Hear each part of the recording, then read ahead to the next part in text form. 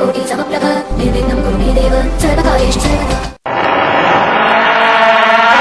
जब रात होती है तो हम एक दिया जला लेते हैं और उसकी रोशनी में खुद को महफूज समझते हैं, मगर उस रोशनी के परे जो अंधेरा है वो अपने अंदर बहुत सारी कहानियां समेटे हुए है और इन्हीं कहानियों को आप तक लेकर आता है रात के अंधेरे में।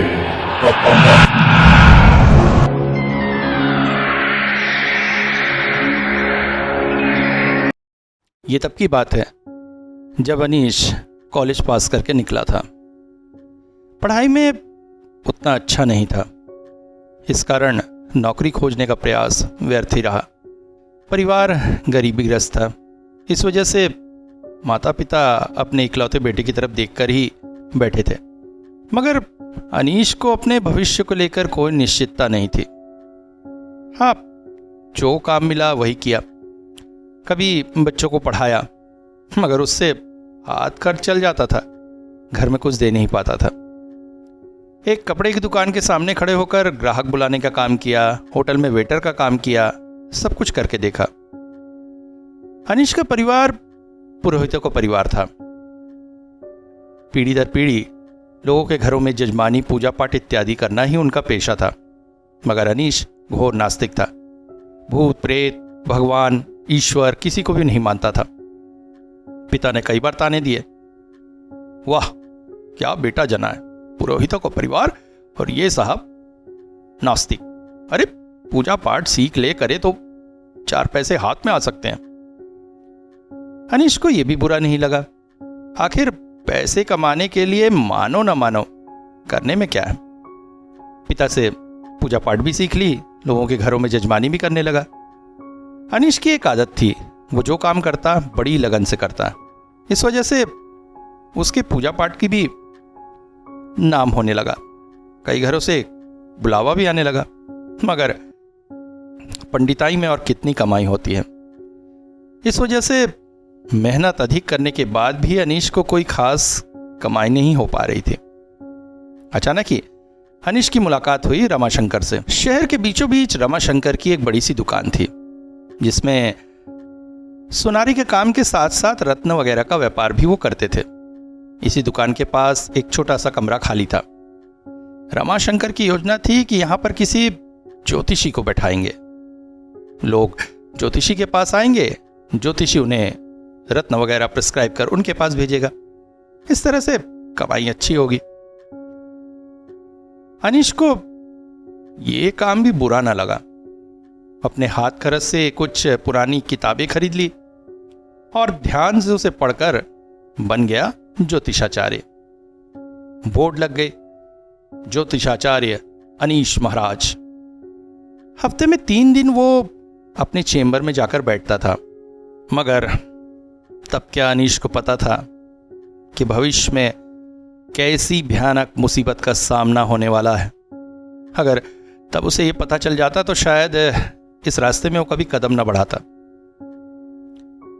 सिल्क का लाल रंग का धोती कुर्ता, माथे पर लाल रंग का तिलक, बड़े बड़े बाल जिसे जूड़ा कर बांध दिया है, उस जूड़े में गले में हाथों में रुद्राक्ष की माला लगाए अनीश महाराज भूत भविष्य वर्तमान ज्ञाता, तंत्र शास्त्री, ज्योतिष शास्त्री के नाम से वो अपने चेंबर में बैठने लगा। धीरे धीरे शहर में नाम भी फैलने लगा। वैसे ये नाम फैलाने में ज्यादा योगदान रमाशंकर का था। उसने बहुत सारे लोगों को अनीश के बारे में बताया, उसकी योग्यता, उसके गुण का झूठा प्रचार ही सही किया। मगर इस संसार में कोई भी किसी की मदद ऐसे ही नहीं करता है। रमाशंकर के इस काम में 2 स्वार्थ थे। एक, कमरे का किराया मिल रहा था। दूसरा, अनीश जिसे भी रत्न इत्यादि प्रिस्क्राइब करता उसे उसी की दुकान में भेजता। इस नाते जैसे जैसे अनीश के ग्राहक बढ़ रहे थे वैसे वैसे उसकी दुकान की बिक्री भी हो रही थी। एक तरह से दोनों हाथों से कमाई शुरू हो गई थी। वैसे अनीश की ज्योतिष तंत्र की तरह रुझान नहीं था, ऐसा नहीं कह सकते। नास्तिक होने के बाद भी वो इस तरफ हमेशा कुछ कुछ ध्यान देता रहता था, जिसका मुख्य कारण था उसके दादा। अनीश के दादा एक प्रखर तांत्रिक थे। तंत्र विधा में उनकी सिद्ध हस्तता का लोहा बड़े बड़े लोग मानते थे। मगर इस संसार में अगर वो किसी चीज से बेहद प्यार करते थे तो वो था उनका पोता यानी कि अनीश। बचपन में वो विशाल देही मनुष्य उसे अपने कंधे पे गोद में लिए घूमता रहता था। कभी सुबह सूर्य नमस्कार मंत्र, कभी शाम को गायत्री मंत्र इत्यादि का उच्चारण उसके सामने करता। अनीश भी अपनी तोतली जुबान में उस मंत्रों को दोहराने की कोशिश करता था और इससे उसके दादा बेहद खुश होते थे। मगर जब वो बड़ा हुआ, उड़ना सीखा, कॉलेज में दोस्तों के साथ रहने लगा तो भूत, प्रेत, भगवान इत्यादि नहीं मानने लगा, अपने आप को नास्तिक कहने लगा और एक दिन स्पष्ट अपने दादा के मुंह पर ही कह दिया कि वो इन सब पर विश्वास नहीं करता है। उसके दादा का चेहरा उस दिन अजीब सा सफेद हो गया था। फिर अजीब सी मुस्कान चेहरे पर लाते हुए उन्होंने अपने जीवन के अंतिम दिन गिने। ये अनीश के बचपन की बात थी। बड़ा होकर अनीश एक प्रखर ज्योतिष शास्त्री बनेगा, ये तो उस वक्त शायद किसी ने भी नहीं सोचा था। लोगों को गोमेद, नीलम, पुखराज, रत्न और साथ साथ यंत्र वगैरह प्रिस्क्राइब करता हुआ उसके दिन अच्छे ही बीत रहे थे और ये सभी चीजें मिलती थी रमाशंकर की दुकान पे, अतः उनके दिन भी अच्छे बीत रहे थे। लोगों में अपनी सिद्धता देखकर अनीश सोच रहा था कि हफ्ते के बाकी दिन वो कहीं और बैठकर भी प्रैक्टिस करेगा कि तभी वो घटना घटी। 2 महिलाएं उससे मिलने आए। रिश्ते में दोनों सास बहू थे। शहर के उसी हिस्से में उनके दुकान से कुछ दूरी पर ही वो रहती थी। परिवार काफी धनी था। बड़ी सी एक सुनारी की दुकान उनकी भी थी। पिता और 2 पुत्र मिलकर उनका ये पारिवारिक व्यवसाय चलाते थे। मगर पिछले कुछ समय से उनके पतियों में स्मृति लोप की समस्या दिख रही थी। शुरुआत करीब 1 महीने पहले हुई। सबसे पहले पिता धीरे धीरे चीजें भूलने लगे। बढ़ते बढ़ते रोग इतना बड़ा हो गया कि वो खुद को ही भूल गए थे। फिर दोनों पुत्रों को यह समस्या दिखने लगी। अब परिस्थिति ऐसी हो चुकी है कि तीनों को अलग अलग कमरों में बंद करके रखना पड़ता है, अन्यथा बाहर छूट जाने पर वो सारे घर को परेशान कर देते हैं। परिस्थितियां धीरे धीरे बुरी होती जा रही थी, मगर हालात अब बहुत ही भयानक थे, क्योंकि बड़ी बहू का एकमात्र बेटा, अब उसमें भी यही समस्या दिखने लगी थी। वो रोते रोते बोल पड़ी, बाबा बाबा मेरा बेटा भी अब इसी तरह से होते जा रहा है। अब हमारे परिवार की कोई भी सहायता नहीं हो पा रही। बाबा बाबा आप कुछ कीजिए। सुनकर अनीश ने गंभीर स्वर में कहा, आप लोगों ने डॉक्टर वगैरह नहीं दिखाया? दिखाया, शहर के बड़े से बड़े डॉक्टर को दिखाया, मगर किसी को कुछ समझ में नहीं आ रहा है। लोग तो कह रहे हैं इस हालत में इन लोगों का बचना ज्यादा दिन संभव नहीं। बाबा बाबा अब आप ही हमारा सहारा है। बाबा कुछ कीजिए बाबा। अनीश बहुत सोचा, मगर कहीं से भी इस अजीबोगरीब समस्या का समाधान उसके दिमाग में नहीं आ रहा था। अनीश को काफी देर चुपचाप देखकर वो महिला बोल पड़ी, बाबा बाबा क्या कोई समस्या का उपाय नहीं है? क्या कुछ नहीं हो सकता? अगर ना हुआ तो हमारा वंश ही लोप हो जाएगा। बाबा बाबा हमारा तो कोई दूसरा ज्योतिषी तांत्रिक वगैरह पहचान का नहीं है। हम बड़े विश्वास के साथ आपके पास आए हैं। अनीश ने कहा, उपाय है, आप आज से 3 दिन बाद आइए, मैं उस समय आपको उपाय बताऊंगा। अच्छा, आपने कहा समस्या आपके ससुर में 1 महीने पहले शुरू हुई, तो इस बीच कोई खास घटना हुई थी क्या? हाँ हुई थी ना। हमारे घर के उत्तर दिशा में एक कमरा बन रहा था। कमरा बनाने के लिए जब नींव खोदी जा रही थी तो ज़मीन से एक मिट्टी का घड़ा निकला था। खुदाई के दौरान वो घड़ा फूट गया था। घड़े के अंदर बहुत सारी राख और हड्डियां जैसी चीजें थी। हमने एक दूसरे घड़े में उसे भरकर फिर वही जमीन में उसे दबा दिया था। उस घड़े से हमारा कोई समस्या का रिश्ता है क्या? हो भी सकता है। आप एक काम करिए, वो घड़ा खोद के निकाल के घर के कहीं अच्छी जगह रख दीजिए और अब परसों आइए आप लोग। उस दिन घर लौटकर अनीश ने अपनी सारी ज्योतिष शास्त्र की किताबें अच्छी तरह से छान मारी, मगर ऐसी किसी समस्या के बारे में उसे कोई भी जानकारी नहीं मिली। तभी अचानक याद आई दादाजी के कमरे की। उस कमरे में एक खास अलमारी है जिसमें तंत्र शास्त्र की बहुत सारी किताबें हैं। हो सकता है उसमें कोई समाधान मिल जाए। बहुत सारी किताबें थी उस अलमारी में, पढ़ने में समय लगना था। उस दिन पूरी रात जागकर अनीश ने किताबें छान मारी और दूसरे दिन भर वो इसी काम में लगा रहा, मगर कहीं भी उसे कोई सफलता नहीं मिल रही थी। दूसरे दिन रात के करीब एक किताब मिली। किताब में जहां आराध्य देवता का चित्र रहता है वो जगह पर कुछ भी नहीं था। इस वजह से अनीश ये ना जान सका कि वो किस देवी या देवता के बारे में है, मगर उस किताब में जो समाधान लिखा था वो अक्षरशः उस परिवार की समस्या और समाधान से मिल जा रहा था। अनीश खुश हो गया। अगले दिन जब परिवार की वृद्ध महिला उससे मिलने आई तो अनीश ने कहा, देखिए एक समाधान मिल गया है, आपके घर में एक यज्ञ करना होगा। बाबा जो करना है जल्दी करिए, मेरे नाती की हालत और खराब होती जा रही है। नहीं, जल्दी करने से नहीं होगा। आज से 4 दिन बाद अमावस्या है। ये यज्ञ अमावस्या तिथि को ही करना होगा। मैं आपको यज्ञ सामग्री लिख कर दे रहा हूं, आप उन्हें मंगवा लीजिए। कुछ एक सामान है जो आप नहीं मंगवा सकेंगे, उन्हें मैं लेकर आऊंगा। सामान की लिस्ट लेकर महिला दुखी मन से वहां से चली गई।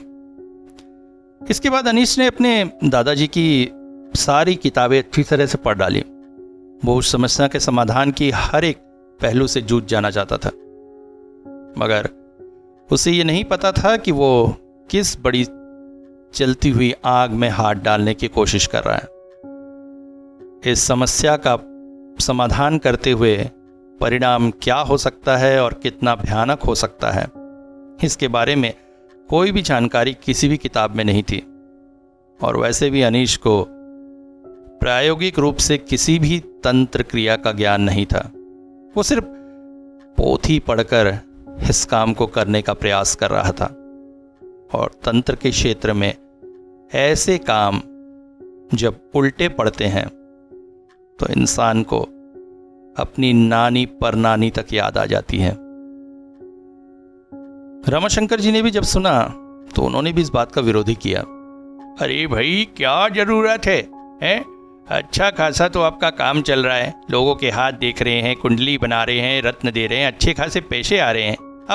अब ये तंत्र के चक्कर में पड़ने की जरूरत क्या है, हैं? जानते तो है ना ये सब जान पे बनाती है, क्यों अपना नुकसान करने पर तुले हैं।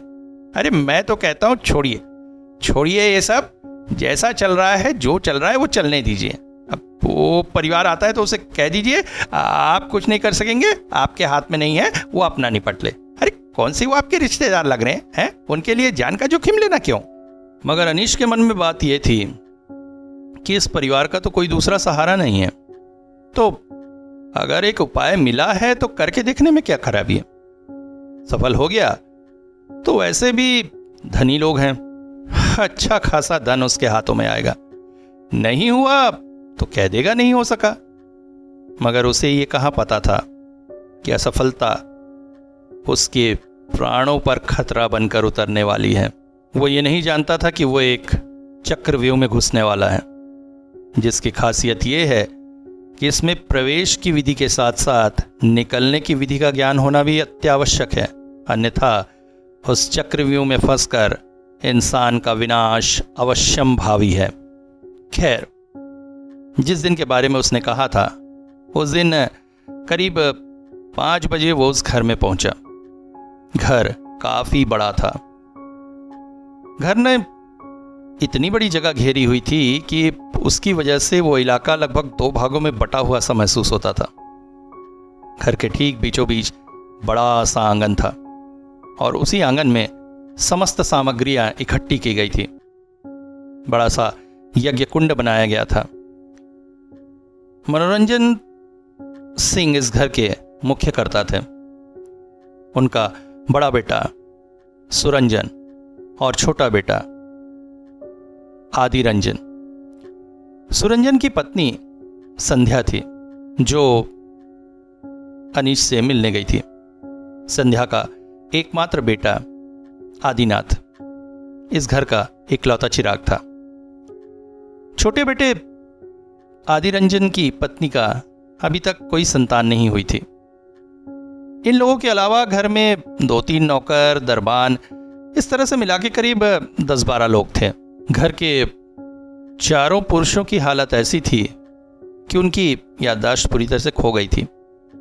उन्हें अलग अलग कमरों में बंद करके रखना पड़ रहा था। बच्चे की स्थिति देखकर भी अनीश चौंक पड़ा था। बच्चे को देखने से ऐसा लगता था कि उसके चेहरे पर कोई भी भाव नहीं है। वो किसी की तरफ देख जरूर रहा है मगर उसकी दृष्टि में कोई भी जोर नहीं है। उसके परिवार वालों से पूछने पर पता चला था कि बच्चा पढ़ाई लिखाई खेलकूद सब में बहुत अच्छा था मगर पिछले कुछ दिनों से ऐसी हालत थी उसकी। जो भी सवाल करो उसके मुंह से भू भू की आवाज के अलावा कोई भी जवाब नहीं आता था। बच्चे की एक स्थिति देखकर अनीश को बेहद गुस्सा आया। उसने दांत में दांत चाप कर प्रण लिया कि वो इस परिवार को इस बला से मुक्ति दिलाकर रहेगा। अपने साथ जो पोथी लेकर आया था उसमें इसका सारा उपचार लिखा हुआ था। वो पूरे आत्मविश्वास से था कि चाहे जैसे भी हो वो इन सब प्रत्ययों को कर कर सफलता अवश्य पाएगा। हालांकि इस किताब में एक सावधानी भी लिखी हुई थी कि अत्यंत दक्ष किसी तांत्रिक सिद्ध के अलावा कोई भी व्यक्ति इसको प्रयोग न करे। यज्ञ कुंड से कुछ ही दूरी पर बहुत सारे आसन बिछे हुए थे। घर के सभी सदस्यों को वहां बैठने के लिए कहा गया। मनोरंजन सिंह, सुरंजन सिंह और आदि रंजन सिंह तीनों को ही लाकर उस आसन में बैठाया गया। मनोरंजन सिंह की तरफ देखकर अनीश और अधिक चौंक पड़ा। उनकी आंखें क्या किसी इंसान की आंखें हैं? लगभग पूरी तरह से सफेद सी हो गई हैं। आंखों की काली पुतली एक छोटे से मोती के दाने के बराबर दिखाई दे रही है। दृष्टि, चेहरे के भाव वैसे ही बिल्कुल निर्लेश। सुरंजन की स्थिति भी कुछ कुछ वैसी ही थी मगर हां, उसकी आंखों की पुतलियां अपेक्षाकृत बड़ी थी। निरंजन और आदिनाथ अभी इस परिस्थिति में नहीं पहुंचे हैं। उनकी आंखें सामान्य हैं।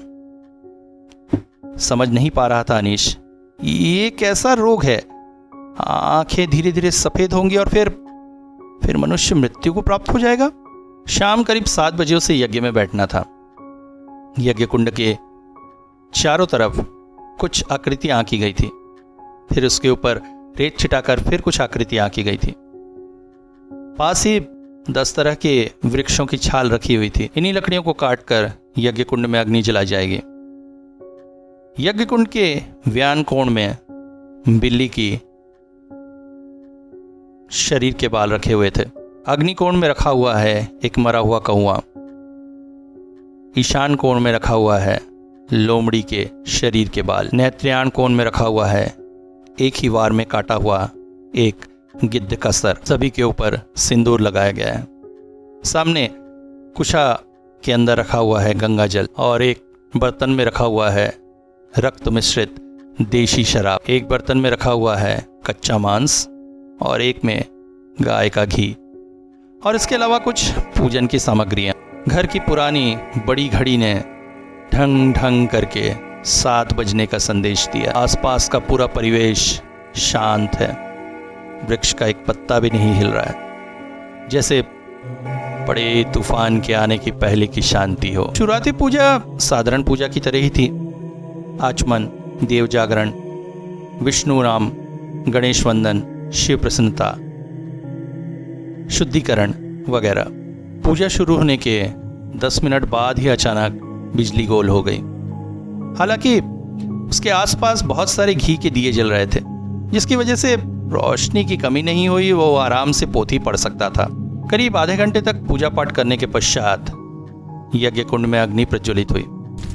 पहली आहुति पड़ते ही साथ ऐसा लगा जैसे दूर कोई झाड़ू लगा रहा है। एक बहुत हल्की सी आवाज उसके कानों में पड़ रही थी।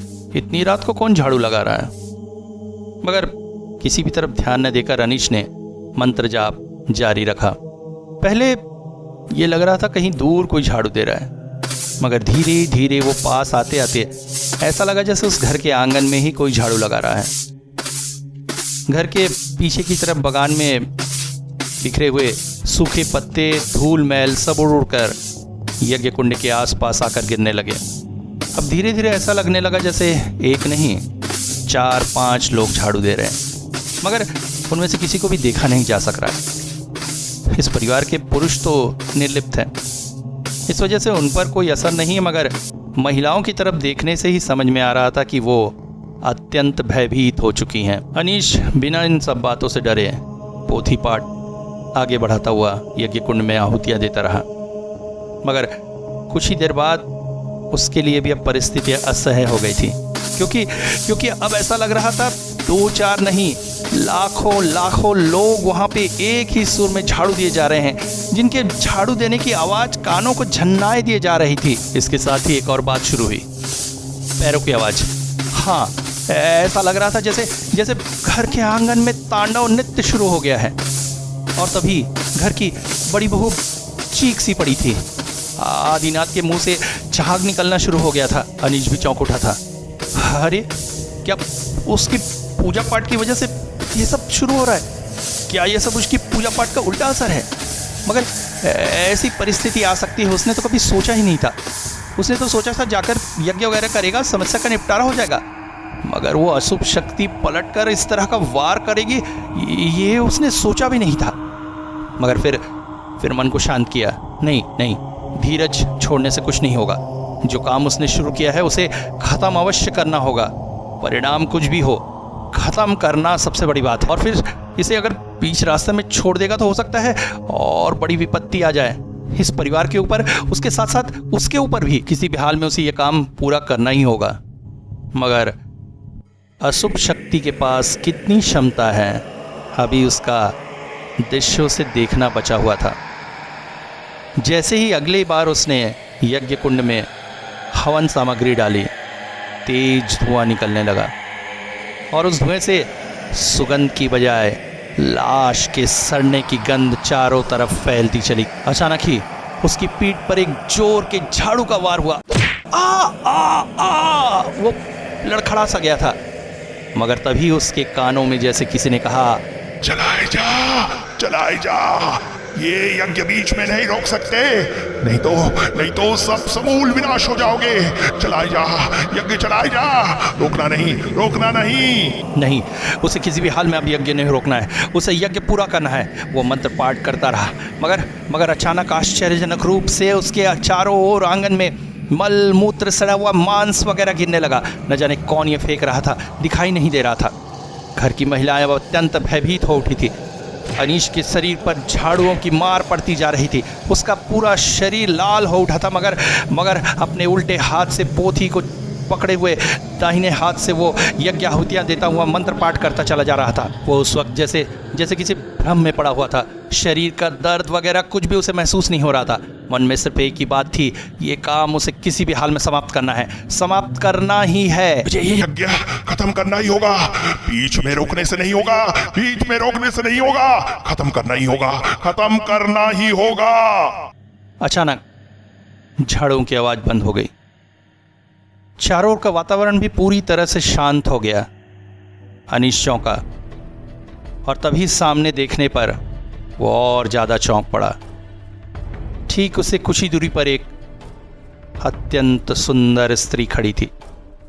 उसे देखकर ऐसा लगता था जैसे सारे संसार को जीत कर उसने अपना ये रूप पाया है।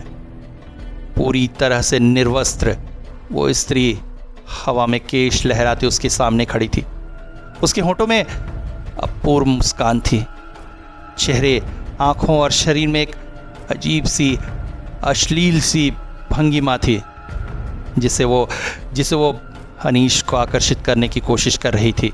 आंखों में जैसे आवाहन हो रहा है अनीश का। मगर उस वक्त भी अनीश एक अजीब से भ्रम में था। अभी भी उसके कानों के पास कोई बोले जा रहा था, रुकने से नहीं होगा, चलाए जा, रुकना नहीं है। मगर उस महिला की उपेक्षा करके उसने जैसे ही अगली आहुति अग्नि में डाली, उस महिला का स्वरूप अचानक ही बदल उठा। ऐसा लगा जैसे सारे संसार का अंधकार उस जगह इकट्ठा हो गया है और उनके बीच धक-धका कर जल रहे हैं तो बड़े बड़े गुड़हल के फूलों से उसकी आंखें, जिससे निकल रही है अग्नि की ज्वाला। उसके दांत अपेक्षाकृत बड़े होकर मुंह से निकल आए हैं। काले बाल हवा में लहरा रहे हैं। पूरी भंगिमा इतनी भयानक, इतनी आसुरी थी कि जिसका सामान्य मनुष्य शब्दों में वर्णन करना भी संभव नहीं हो सकता था। अचानक घर की महिलाएं चीख पड़ी। अनीश ने उस ओर देखा तो वो भी चौंक गया। घर के तीनों पुरुष अपना आसन छोड़कर खड़े हो गए हैं और जैसे किसी के चलायमान होकर यंत्रवत वो धीरे धीरे यज्ञ कुंड की ओर बढ़े चले आ रहे हैं। उनकी गर्दन सीधी नहीं है, गले में एक तरफ लटक गई है, मुंह से लार गिर रही और आंखों में भयानक हिंसा है। स्पष्ट समझ में आ रहा है कि उनका एक ही लक्ष्य है, यज्ञ कुंड के पास बैठा हुआ अनीश। वो बिल्कुल लाशों की तरह चलायमान होकर अनीश की तरफ बढ़े चले जा रहे थे। मगर अभी भी परिस्थिति से न डरकर अनीश ने अगली आहुति जैसे ही अग्निकुंड में डाली, सामने खड़ी उस महिला ने अपना मुंह खोल दिया। ओह, ये क्या? इसका मुंह है या कोई बड़ी सी आग की भट्टी, ऐसा लाल, और उसमें से अचानक ही काला धुआं निकलकर पूरे घर में फैलता चला गया और अगले ही पल यज्ञ कुंड की अग्नि बुझ गई। ये क्या अनर्थ हो गया? आग बुझ गई। हाँ, वो आहुति कहाँ देगा? यज्ञ पूर्ण कैसे करेगा? और यज्ञ पूर्ण नहीं कर सका तो? मगर अगले ही पल उसने देखा वो महिला आकृति अब अकेली नहीं है। हजारों हजार उसके जैसी आकृतियां पूरे घर में सबको घेरे हुए चारों तरफ फैल गई हैं। चारों तरफ तेज हवा फैल रही है। हवा में अजीब सी बदबू है। चारों तरफ से जैसे पत्थर, सड़े हुए मांस, हड्डियां वगैरह कोई फेंक कर मार रहा है। घर की महिलाएं इस परिस्थिति को देखकर फूट फूट कर रो रही हैं। अनीश के लिए भयानक स्थिति है। घर के वो भयानक पुरुष अब उसके बहुत करीब पहुंच चुके हैं। हाँ, अब उसका निस्तार नहीं है। इस परिवार के उद्धार में आकर अब इस परिवार के साथ साथ वो भी यहीं पर ख़त्म होने वाला है। एक परिवार को बचाने के आकर उसने बहुत बड़ी मुसीबत बुला ली है। अब न तो परिवार बचेगा, नहीं उसका जीवन। अचानक ही भय के मारे उसकी आंखें बंद हो गई और आंखें बंद होते ही साथ सबसे पहला जो दृश्य उसके सामने आया, एक विशाल देही व्यक्ति एक छोटे से बच्चे को गोद में लिए हुए बैठा हुआ है। वो गायत्री मंत्र का जाप कर रहा है और बच्चा भी अपनी तुतली जुबान में वही गायत्री मंत्र दोहरा रहा है। अचानक ही अनीश की मुंह से भी वही गायत्री मंत्र फूट पड़ा।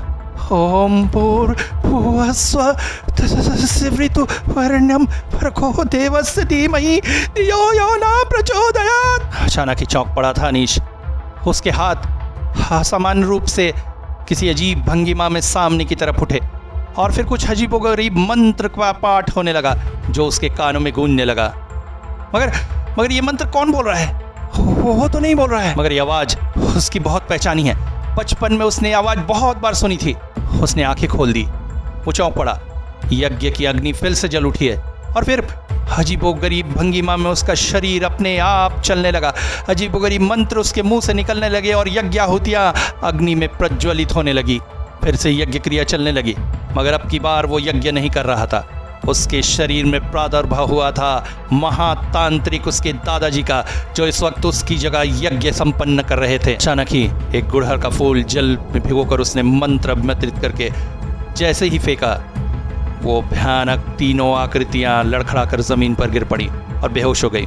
घर की महिलाएं उठकर उनकी ओर बढ़ने वाली थी कि अचानक डांटने के स्वर में उसके मुंह से आवाज निकली, वही रुक जाओ, इन लोगों को अभिमंत्रित कर दिया गया है, अब किसी का कुछ नहीं बिगड़ेगा। कोई अपनी जगह से यज्ञ समाप्त होने तक नहीं हिलेगा। अचानक ही घर के पीछे वाले बागान में तेज आंधी सी चलने लगी। वृक्ष के बड़े बड़े डाल टूट कर गिरने लगे और फिर असामान्य रूप से यज्ञ कुंड के चारों ओर रखे हुए वे सामान, गिद्ध की गर्दन, मरा हुआ कौआ, लोमड़ी के बाल, बिल्ली के बाल हवा में उड़कर गोल गोल घूमने लगे। फिर बहुत तेजी से चक्कर काटने लगे। एक बहुत ही तेज हवा घर के अंदर प्रवेश करने की कोशिश कर रही थी, मगर कोई शक्ति थी जो उसे रोक दे रही थी। ऐसा लग रहा था जैसे देव और दानवों में अदृश्य भयानक युद्ध इस वक्त वहीं पर संपन्न हो रहा है। तेज हवा जितनी बार घर के अंदर प्रविष्ट करने की कोशिश कर रही थी, उन वस्तुओं के चक्र से निकली हुई हवा उसे रोक दे रही थी। अचानक ही अनीश ने देखा यज्ञ कुंड से सफ़ेद धुआं निकल रहा है, जो धीरे धीरे पूरे कमरे में फैलकर काले धुएं को हटा दिया। और सफ़ेद धुआं कटते ही उसने देखा उसके सामने खड़ी है एक महिला, जिसने पहनी हुई है सफ़ेद साड़ी। उसका शरीर अत्यंत वृद्ध है, उसके मुंह में दांत नहीं है, उसके सफ़ेद बाल हवा में लहरा रहे हैं। हाथों में उसने पकड़ा हुआ है एक बड़ा सा सूपा और वो अजीब ढंग से हंस रही है।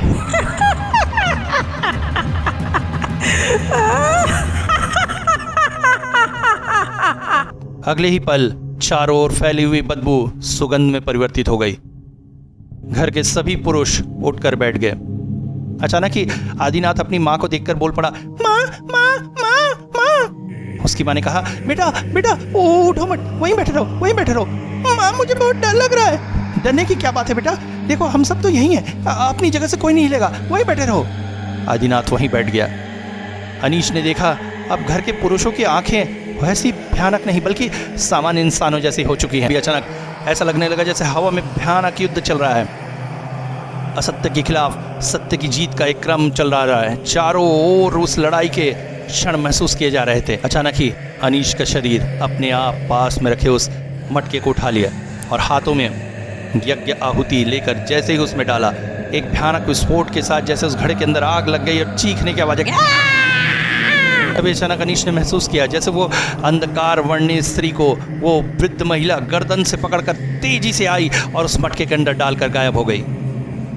अगले ही पल चारों तरफ सन्नाटा छा गया। घर में चारों तरफ यज्ञ कुंड की आहुति की सुगंध फैल गई थी। अनीश ने तुरंत ही वो घड़ा लाल कपड़े से, लाल धागे से बांधकर बंद कर दिया। तुरंत ही उस घड़े को घर में बहुत गहरा गड्ढा खोदकर गाड़ दिया गया। इसके पश्चात सारे काम करते करते अचानक अनीश की नज़र पूर्व दिशा में पड़ी। वहाँ पर लालिमा फैल चुकी थी, सवेरा होने वाला था। इसके बाद अनीश की ज्योतिषी के साथ साथ तांत्रिक के रूप में भी प्रसिद्धि फैल गई, मगर दोबारा उसने कभी इस क्षेत्र में कदम नहीं रखा, क्योंकि उसे पता था कि इस क्षेत्र में कितनी बड़ी बड़ी विपत्तियां हैं, उसमें वो जाना उचित नहीं समझता था। इसलिए उसने तांत्रिक के रूप में फिर दोबारा कभी काम नहीं किया। मगर उसके जीवन का एक रहस्य हमेशा उसके लिए रहस्य बनकर ही रह गया। अब अनीश काफ़ी उम्रदराज इंसान हो गया है, मगर आज तक उसे उस घटना की व्याख्या नहीं मिल पाई। एक बार ऋषिकेश में घूमने आकर वहाँ से उत्तर दिशा में दूर उसे एक साधु के दर्शन हुए। साधु को देखकर उसे पता नहीं क्यों ऐसा लगा कि शायद वो उसके प्रश्न का जवाब दे सकेगा। उसने साधु को सारी घटना का वर्णन कर दिया।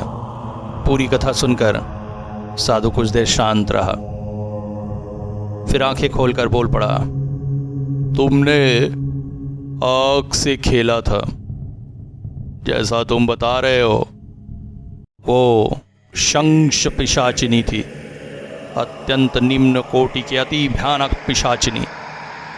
शायद कभी उस घर में वो आई थी और घर के किसी बड़े तांत्रिक ने उसे मटके में बंदी कर घर में दबा दिया था।